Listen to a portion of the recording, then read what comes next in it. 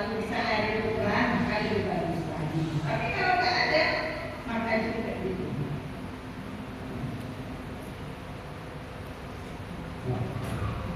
Kemudian sedikit lagi ya, tadi baru wudhu mandi. Nah, bersih yang ketiga adalah tayamum.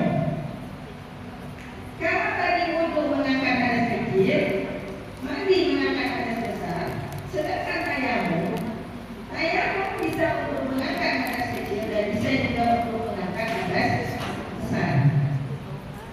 Jadi dalam keadaan tidak ada air atau dalam keadaan cuaca dingin misalnya di mana kita tidak mungkin mandi, kalau mandi kita khawatir sakit, maka bisa diganti dengan tayamum. Mandi berdasarkan ada salah satu riwayat di mana orang sahabat ya dalam keadaan cuaca dingin dia dalam keadaan minum, lalu dia berkuling-kuling di pasir.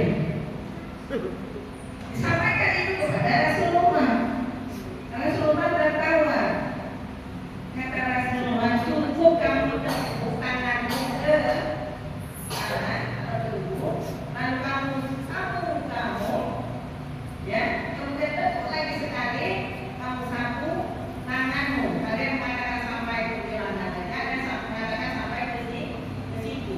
Jadi dua kali tepuk pertama untuk menyambungkan, ya, ini. Kedua, sebaiknya ini ada sama sini, ada sama kasih. Satu lagi sini. Nah, kalau dalam keadaan tidak ada air atau dalam keadaan cuaca dingin atau dalam keadaan kita tidak boleh terkena air atau kita dalam perjalanan yang susah kita.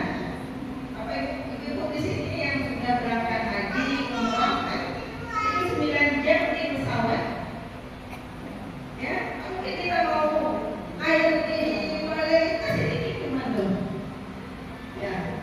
Sementara orang isi pesawatnya itu paling sedikit 370-an, ada yang 450. Kan kita ada tayamum. Jadi tayamum bisa untuk menggantikan wudhu dan juga menggantikan mandi untuk mengangkat hadas besar. Baik, sampai situ ibu ada lagi? Ibu ada sampai di berapa? Ya, kita selesai aja. Alisa, ya silakan ibu.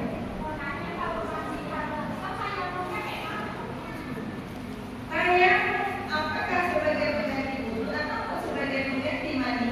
Bukan itu yang diajarkan oleh Rasulullah. Jadi kamu harus berkuling-kuling seperti yang dilakukan oleh sahabat tadi. Jadi yang namanya tayamum itu untuk 2 kali berbuka, bukan pertama untuk juga, bukan kedua untuk sangat. Jadi kamu harus ikut aku ke satu badan.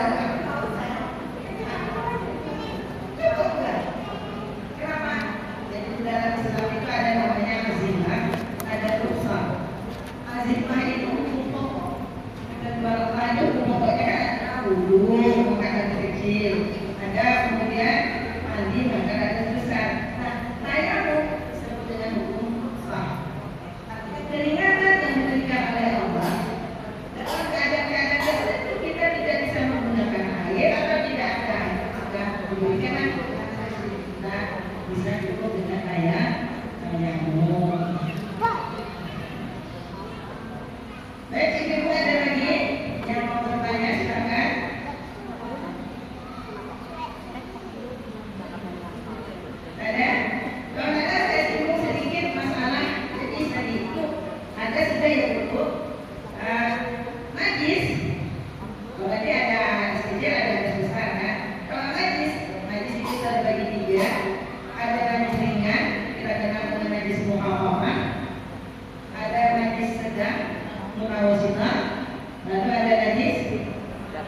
atau najis berat. Nah, najis sedang itu contohnya air kencing bayi laki-laki.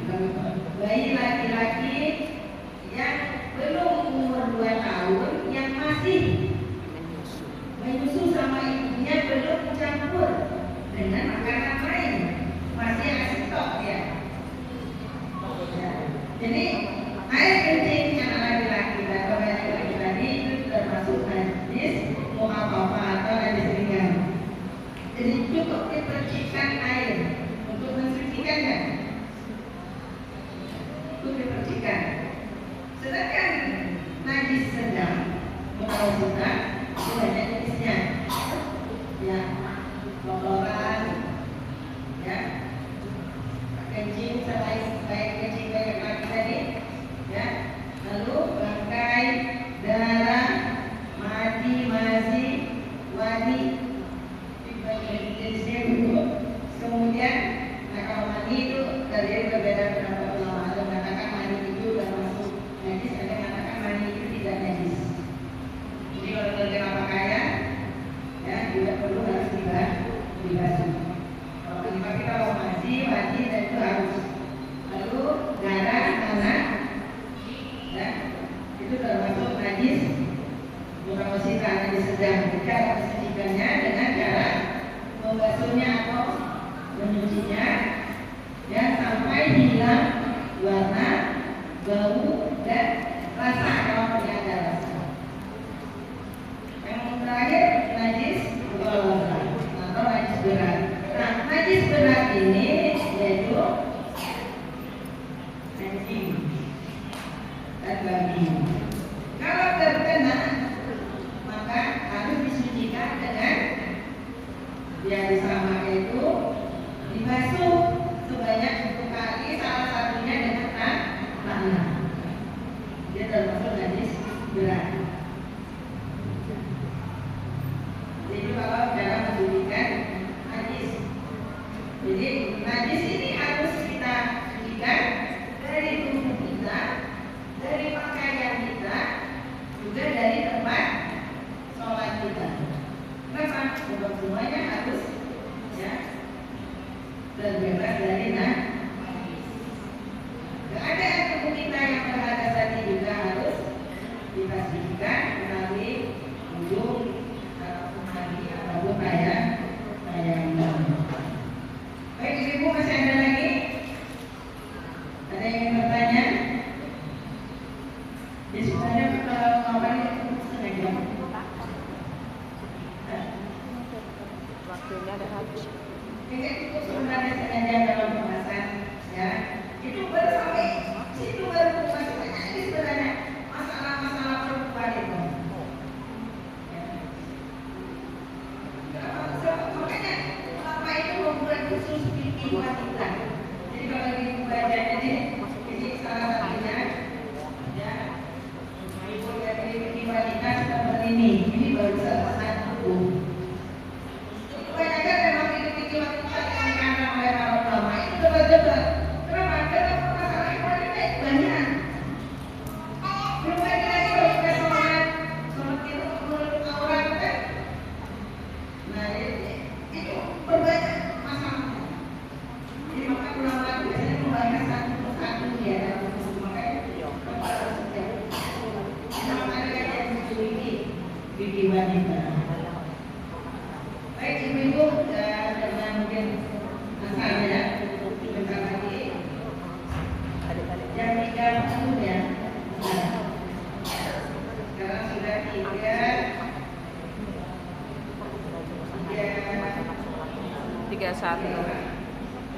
32. 32. Ada yang bertanya?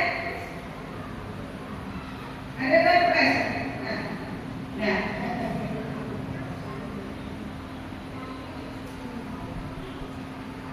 Ada yang bertanya lagi?